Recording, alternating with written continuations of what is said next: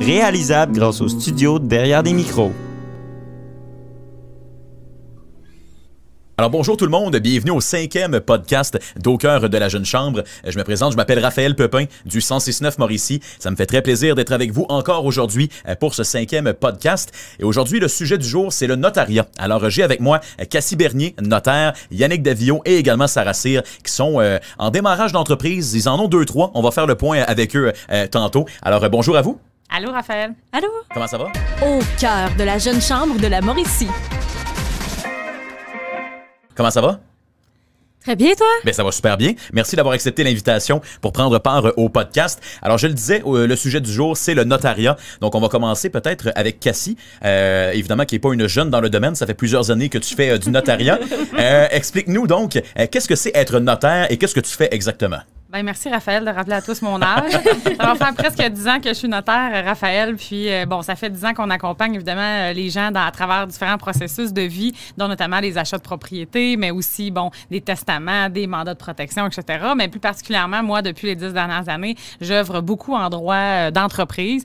Donc, c'est quoi le notariat d'affaires? En d'autres mots, c'est vraiment accompagner les gens dans leur processus d'incorporation. Est-ce qu'on est rendu là? Est-ce qu'on y va plutôt selon un autre type d'entreprise? Des relèves d'entreprise aussi, des fusions, tout type, en fait, d'accompagnement au niveau juridique. Fait que le notariat, on peut l'appeler notariat d'affaires. On est un peu les mêmes compétences. On a les mêmes compétences, en fait, que les avocats en droit corporatif aussi. Là. Fait qu'aujourd'hui, on parle de notariat, mais c'est important pour moi que vous compreniez aussi qu'il y a plusieurs avocats aussi. D'ailleurs, chez KSA, chez nous, à notre bureau, on a aussi des avocats qui font ce travail-là avec nous. Donc, je vais parler aujourd'hui plus de droit des affaires. Le notariat, à proprement parler, les gens le connaissent là, sous ses formes plus traditionnelles. Mais on va regarder ça aussi ensemble aujourd'hui. Parfait, pas de problème. Et tu t'adonnes justement à être la notaire des deux personnes qu'on a avec nous, donc Yannick et Sarah. Parlez-nous un petit peu de votre parcours. Je vais commencer peut-être par Sarah. Vous en êtes arrivé justement, vous êtes parti de où pour en arriver aujourd'hui à avoir 2-3 entreprises dont on va parler tantôt? Moi, en fait, j'ai commencé par faire un baccalauréat en communication à l'UQTR. Puis, je te dirais là que la pandémie nous a vraiment remis en question, Yannick et moi, parce que Yannick, dans la vie de tous les jours, est propriétaire d'un gym. Fait qu'on s'est vraiment mis sur pause pendant la pandémie, pendant plusieurs mois. Fait qu'on s'est remis en question. On a eu envie de se réorienter. Puis, notre compagnie, en fait, qu'on a démarré ensemble début de l'année passée, c'est un projet qui nous trottait dans la tête depuis déjà quelques mois, voire quelques années, mais on n'a jamais le coup de pouce puis le temps de partir une entreprise comme ça avec autant d'ampleur. Fait que je te dirais là que c'est vraiment Yannick qui a décidé que là, c'est là ça se passait, on a le temps, fait qu'on n'a plus d'excuses. Là. Fait qu'on a commencé puis on a parti les Impressions Beyond, qui est une compagnie d'impression. Fait qu'on faisait de l'impression sur textile, sur objets promo. C'est assez vaste, là, c'est long pour expliquer en quelques mots c'est quoi exactement qu'on fait. Là, mais vous êtes dans toutes sortes de domaines, disons-le comme ça. Ça a commencé comme ça. OK, parfait. Et Yannick, qu'est-ce que ça fait justement de changer d'être propriétaire d'un gym à se lancer dans un tout autre domaine? Je pense que ça me fait vraiment triper. L'entrepreneuriat me fait vraiment triper dans la vie. Là. Donc, ça fait longtemps, avec Cassie, on a souvent jasé de projets X. La tête nous arrête jamais. Donc, comme Sarah l'a dit, la COVID est venue mettre les gyms quand même sur pause. Oui. Donc, ça a été le temps. On s'est lancé avec les Impressions Beyond. Puis, par la suite, on a fait la connaissance d'un monsieur qui prenait sa retraite ici à Trois-Rivières. Il voulait vendre son entreprise. Donc, c'est là qu'on a eu besoin de Cassie. On est allé voir Cassie. Donc, ouais, Cassie, on a une telle opportunité. T'en penses quoi? Achat d'actions, achat d'actifs. Ça devient mêlant à un moment donné. Là, oui. Je veux dire, on s'entend qu'à la base, tu as besoin d'un notaire. Là. Mm-hmm. Ah oui. Mais c'est surtout que ça ne fait pas du tout partie de notre formation. C'est des connaissances qu'on n'a pas du tout Donc, à vous la avez base, besoin là. de quelqu'un de l'extérieur pour venir vous aider à démarrer cette entreprise-là. Mais là. il faut être guidé parce que sinon, on était très perdus là, dans tous ces mots-là aussi. Là, c'est des papiers qu'on ne comprenait pas. Là. Mm-hmm. Et quand on est avec une femme qui a 10 ans d'expérience, évidemment, ça se passe habituellement bien. On va prendre juste une pause avant d'embarquer dans le vif du sujet. Il y a Martin qui est avec nous, directeur de la shop, dans les magnifiques locaux où on se trouve actuellement. Il va nous présenter la bière du jour pour ce 5e podcast. Donc, bonjour tout le monde. La bière qu'on a choisie aujourd'hui, c'est une bière qui a été faite en collaboration avec 2 brasseries de Trois-Rivières, la Forge du Malte qui est à Saint-Louis-de-France et le Temps d'une Pinte qui est ici à Trois-Rivières au centre-ville. Ils ont fait cette bière-là en fait aussi en collaboration avec Fondation Trois-Rivières Durable, donc pour souligner leur 10e anniversaire. Donc, on a une belle collaboration avec ces 3 entreprises-là. Donc, la Fondation Trois-Rivières Durable, grosso modo, ça a commencé en 2011, sous un autre nom, très similaire par contre. Puis c'est pour aider le développement durable là, au travers des entreprises de Trois-Rivières et pour aider autant au niveau culturel et social, autant au niveau entreprise que citoyen. Donc, et ce sont, en 2019, ils se sont vraiment refait un peu une beauté. Ils ont changé de nom justement pour devenir Fondation Trois-Rivières Durable. Et ils ont vraiment agrandi leur aspect là, du développement durable à tous les aspects qu'ils pouvaient appliquer, en fait. Donc, de ce pas, je vais vous servir cette bière, qui est une pale ale américaine classique. Donc, une bière blonde un peu agrumée, un peu herbacée à cause du houblon qu'on y met. On va avoir une légère amertume. On a une bière qui est à 5% d'alcool environ. Oui, exactement 5%. Donc, un produit très rafraîchissant pour les journées comme en ce moment. Donc, oui, de ce pas, je vais vous servir ça. Merci beaucoup, Martin. Alors, je rappelle évidemment là, un beau remerciement à la shop pour nous laisser être dans leurs locaux. Puis pendant que Martin effectue justement la distribution de la bière, j'ai le goût peut-être qu'on parle, Cassie, pendant ce temps-là, de ton implication à la Jeune Chambre et au niveau du réseautage. Qu'est-ce que ça peut apporter, justement, faire partie de la Jeune Chambre de la Mauricie? Bien, tellement de choses, Raphaël. Premièrement, c'est vraiment cool comme concept. Là. Je trouve ça bien le fun, la dégustation. Félicitations à la shop, la gang de la Jeune Chambre aussi. Moi, la Jeune Chambre, ça fait plusieurs années. En fait, quand j'ai démarré mon bureau au tout début, j'ai déjà commencé à m'impliquer. Puis c'est vraiment drôle parce que j'étais bénévole, moi, sur le journal de la Jeune Chambre à l'époque. Okay. Là, vous n'avez plus ça aujourd'hui. Fait que je rédigeais des articles, on mettait des membres en lumière. C'est vraiment ça qui m'a amené dans la Jeune Chambre. J'ai rencontré des gens. Je me suis impliquée sur d'autres comités aussi pour finalement me retrouver sur le conseil d'administration. Et ça a vraiment été un tournant dans ma vie dans le milieu des affaires. Moi, j'ai rencontré beaucoup de gens. On le dit, là, c'est vraiment comme une famille, la Jeune Chambre. On l'a tatoué sur le cœur là, année après année. Là. Catherine, n'importe quel membre du CA me dirait, renouvelles-tu, Cassie, ton membership comme gouverneur? C'est certain qu'on va renouveler à chaque année. On précise que Catherine Lessard, la directrice générale de la Jeune Chambre, est avec nous dans les locaux. Oui, puis je la regarde. C'est vrai qu'on personne nous voit. Hein? Donc, non, c'est ça. C'est vraiment la Jeune Chambre. Moi, je vois ça comme on entre dans le milieu des affaires, on a besoin de contacts, on a besoin de se retrouver à travers un peu une gang de personnes qui démarrent, que ce soit du côté professionnel à leur compte ou même dans le commerce, dans l'industrie. Donc, c'est vraiment, pour moi, ça a été un tournant. Dans un aspect de ma vie aujourd'hui, je suis rendue présidente de la Chambre de commerce d'industrie de Trois-Rivières. Puis, ça a vraiment comme, moi, l'implication, c'est vraiment comme une seconde nature, là, que ce soit ces organisations-là ou n'importe quelle autre dans laquelle j'œuvre. Ben, c'est vraiment important pour moi, le développement économique. Le réseautage est la clé là, de beaucoup de succès en affaires, selon moi. L'entraide, la force de l'ensemble. Fait que c'est vraiment... c'est ça. Fait que la Jeune Chambre, pour moi, c'est ça que ça représente. Puis ça faisait des années quand même que j'amenais Yannick et Sarah aussi plus récemment, avant cette période de pandémie, là, dans les activités. Fait que je suis contente qu'ils soient avec moi aujourd'hui parce qu'on a eu quand même quelques présences de leur part là, dans les activités. Fait que je trouve ça vraiment le fun que ça soit eux qui soient avec nous aujourd'hui. Bien, certainement. Puis rapidement, avant qu'on fasse un chin, qu'est-ce que ça vous apporte de votre côté d'être partie intégrante de la Jeune Chambre, justement? Peut-être Yannick? En vrai, Cassie l'a dit, le réseautage, ça t'apporte à rencontrer des gens, des contacts qui, des fois, tu penses que ça va être anodin, mais que finalement, tu recroises au niveau de la business, puis ah ouais, on s'est vu là. Fait que finalement, tu sais, c'est jamais à négliger là, ces soirées-là, là, puis d'être dans des soirées de la Jeune Chambre, c'est tout le temps gagnant, là, peu importe c'est où, puis c'est tout le temps le fun en vrai. Là, souvent, il y a des consommations. Joindre l'utile à l'agréable, c'est la bonne expression. Ben, définitivement. Fait qu'on va faire un petit toast justement à vous et à la Jeune Chambre. Donc, santé. Merci beaucoup à Martin encore. Ben oui, merci. Prendre le temps de goûter cette bière qui est excellente d'habitude, justement. On sent un peu l'amertume d'ailleurs. Alors, merci beaucoup encore à Martin et aux gens de la shop. On va continuer évidemment là, à en boire un petit peu. Ben oui, exact. C'est, c'est pour délier les langues qu'on fait ça. Puis, j'ai le goût qu'on embarque justement dans le vif du sujet, parler de notariat. Alors, qu'est-ce que ça fait un notaire? Pourquoi on a besoin d'un notaire, Cassie? Alors, à titre d'exemple, Sarah et Yannick sont avec toi pour leurs 2-3 entreprises qu'on va par la suite là, déterminer. Là. Mais pourquoi on va avec Cassie Bernier et qu'on a besoin d'un notaire?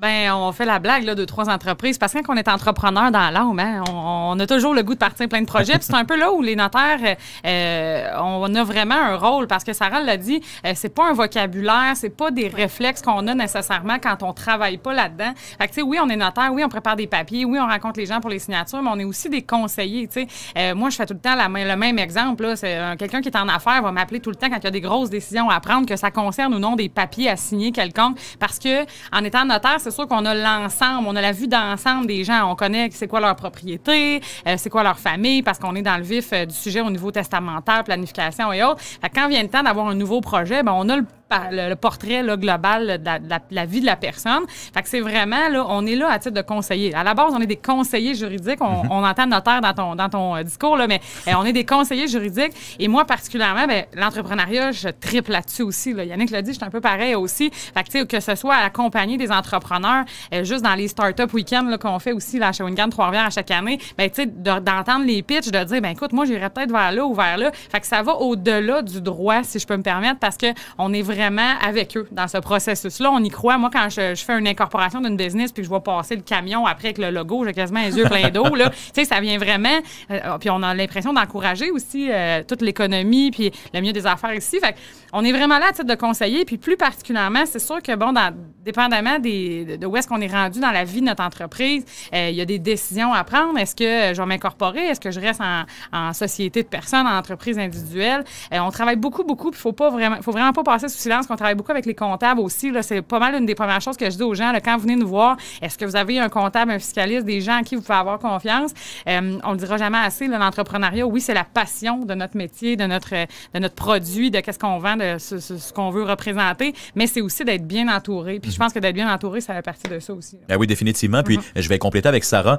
Bon, vous avez parlé tantôt de votre entreprise, de justement le changement de cap, donc du gym à évidemment un tout autre domaine. Là. À quel moment vous avez senti le besoin de vous dire, OK, par rapport à tel concept, par rapport à telle particularité de notre entreprise, on a besoin de faire affaire avec un ou une notaire? C'est quand que c'est arrivé exactement dans le démarrage de votre entreprise? Ça n'a pas été très long, en fait, là, parce que j'aime bien rappeler ce que Cassie a dit. C'est vrai que c'est plus qu'une notaire. Puis je suis contente que tu l'aies dit parce que c'est vraiment comme ça qu'on se sent. Tu sais, quand on va la voir, on lui confie nos rêves, qu'est-ce qu'on voit, nos visions.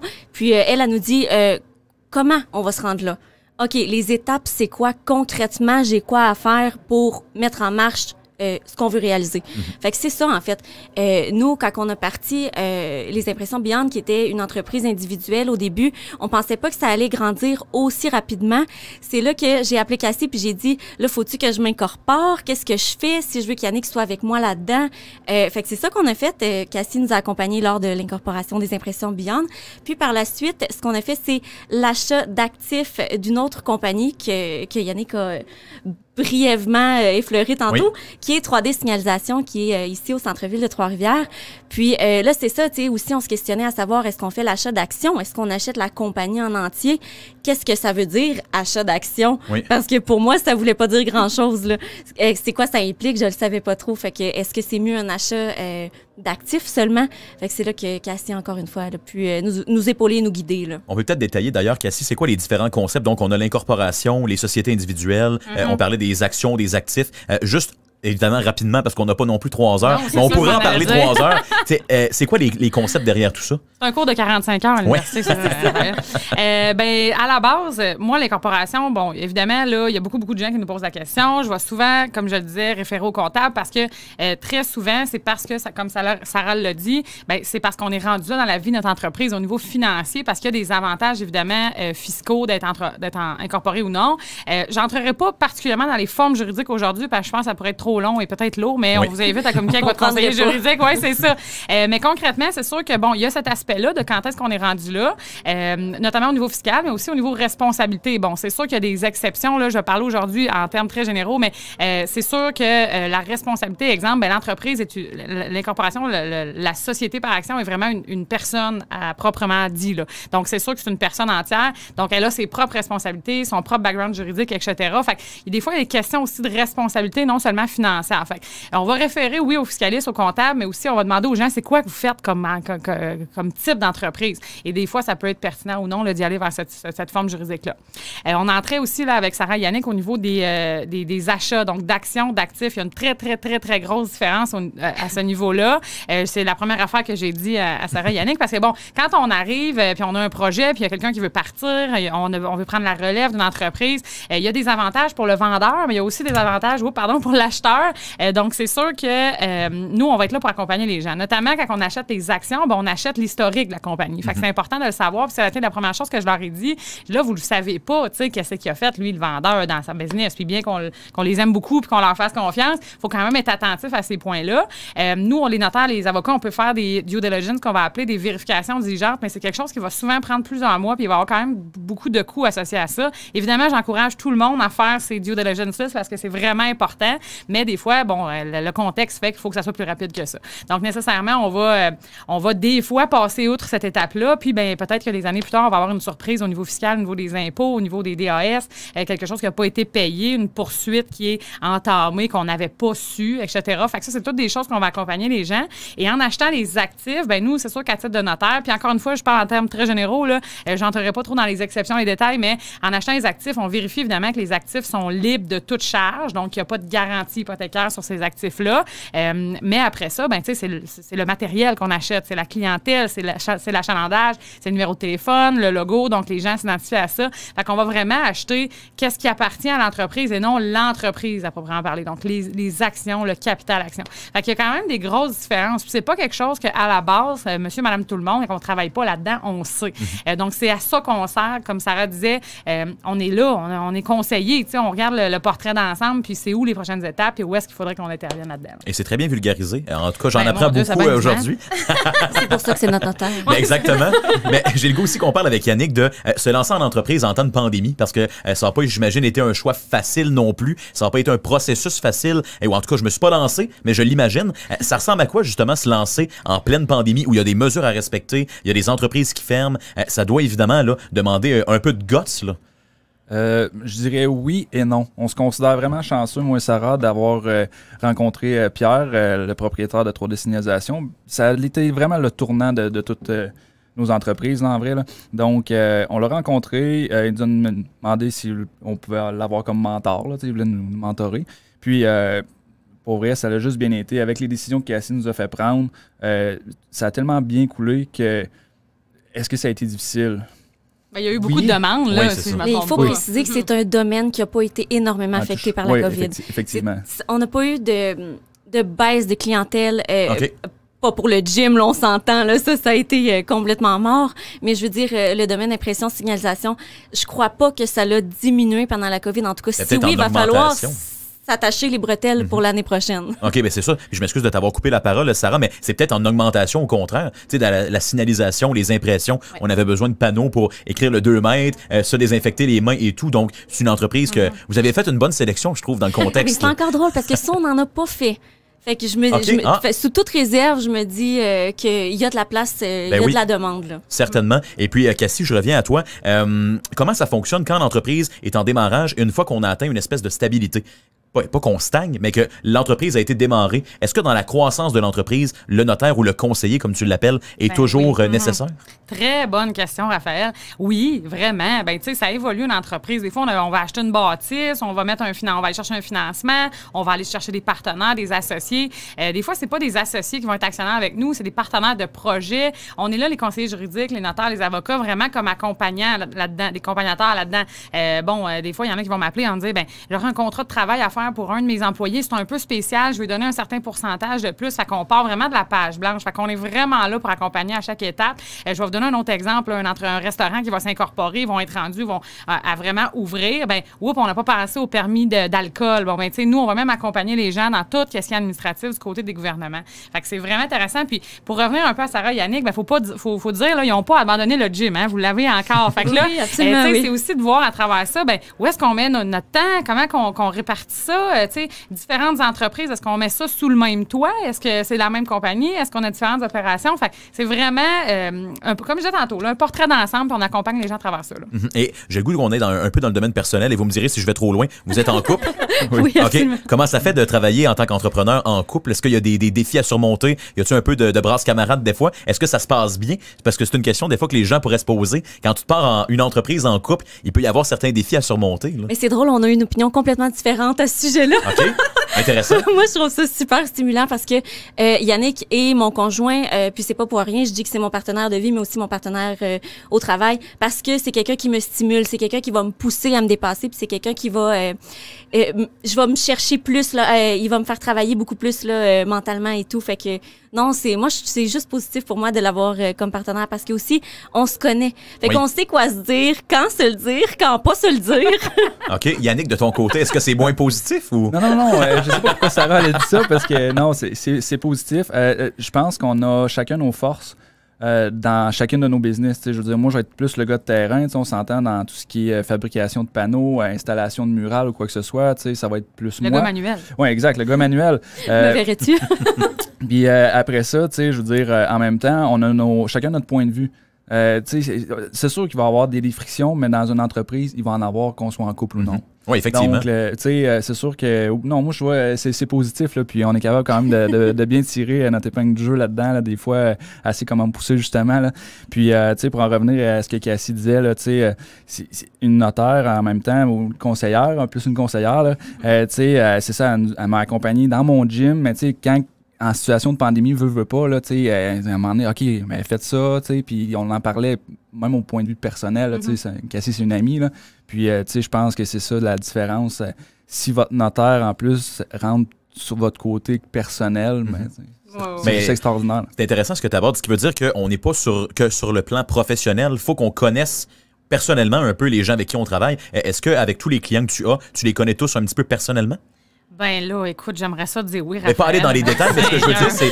Écoute, non, je suis une question piège, non, mais Yannick a un bon point, en fait, qu'on se connaisse dans la vie, parce que nous, on est des amis, oui, dans la vie, puis c'est un peu comme ça que ça a commencé, en fait, que je suis devenue leur notaire, mais c'est juste un lien de confiance. Tu sais, moi, je dis toujours aux gens, il y en a qui nous appellent pour magasiner leur notaire, puis c'est bien correct. Moi, je peux magasiner une piscine, n'importe quoi non plus dans la vie, c'est bien normal, mais je dis toujours la même affaire, je réponds toujours, il faut que vous ayez un lien de confiance. Fait que, tu sais, au-delà du prix, au-delà de... même la disponibilité, la confiance, ce lien-là qu'on développe, puis c'est sûr qu'on est deux pieds quasiment dans le business là, et dans la famille. Fait que c'est évident que ça prend un lien. Bon, des fois, ça se développe de certaines façons, d'autres différemment, mais non, c'est certain. Puis Yannick a apporté un super de bon point. Là. Je ne l'ai pas dit depuis le début, mais les conventions entre associés, les conventions d'actionnaires, on en parle moins, on dirait. On parle beaucoup quand on parle de notaires et d'avocats dans les concepts juridiques, d'incorporation et tout, de forme juridique, mais les conventions d'associés et d'actionnaires, c'est important.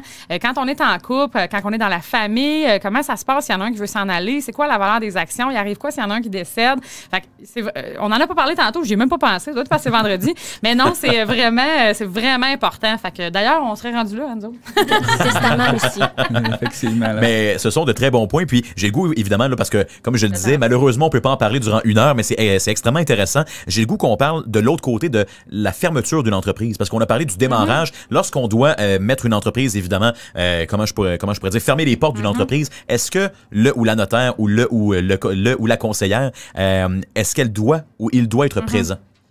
Pour fermer la boucle. Absolument. Ben, c'est quoi les obligations qu'on a avant de la fermer, cette entreprise-là? Pour quelles raisons? On la ferme aussi, il y a différentes... Mais oui, définitivement, de la naissance à la... C'est comme un enfant, Raphaël. Oui. Du début à la fin, on accompagne ça. Bien, certainement. Puis il y a des nuances, il y a des choses à faire attention. Puis quand on ne travaille pas dans les papiers, qu'on n'a pas l'habitude, ben c'est évident qu'on a besoin d'accompagnement. Puis moi, je dis toujours la même chose. Non, je ne connais pas toutes les lois par cœur de tous les domaines, etc. Mais on sait où aller chercher, on sait comment réfléchir. La réflexion juridique, c'est vraiment c'est une forme d'intelligence, hein, comme on dit. Moi, je ne construis pas des maisons, je fais des contrats. Fait que on est vraiment là du début à la fin. Bien, je vous remercie beaucoup. Ça a été très intéressant. Alors, merci à Yannick Davio, Sarah Cyr et également Cassie Bernier.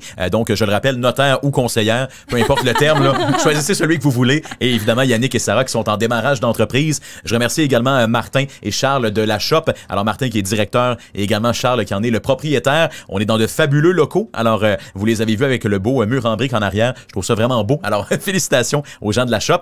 Mon nom est Raphaël Pepin et on se retrouve évidemment pour le prochain podcast d'Au cœur de la Jeune Chambre. Merci, Raphaël. Merci. Au cœur de la Jeune Chambre de la Mauricie.